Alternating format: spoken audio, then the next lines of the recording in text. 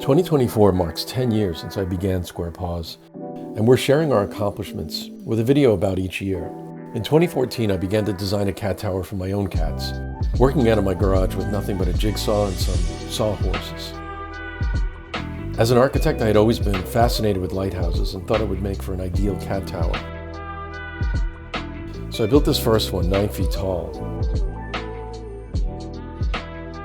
But then I made a more modest and abstract clock tower for my aunt's cats, measuring only about 6 feet tall. However, I was drawn to nautical typologies and decided to create a lifeguard stand with a sled base using primary colors for the paint and carpet palette. Then came a lifeguard chair with 3 red carpeted tiers.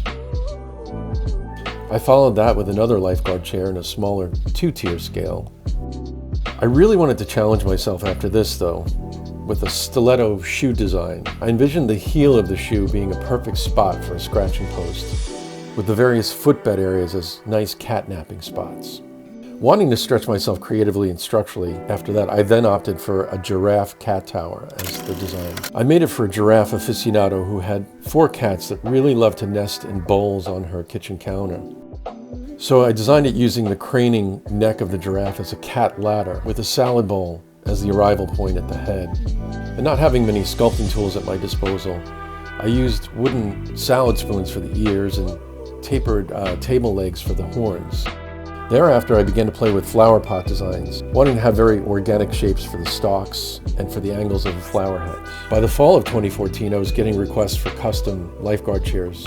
This one for a couple in Laguna Beach, California. And I took great care to make unique details for them and their 6 cats. When I was a child, we had all the Dr. Seuss books, so I couldn't help but to create a hat for a cat, complete with its tall, slanted hat top, the nervous, jostled goldfish out of its fishbowl, and wood and cardboard books for cat scratching and playing.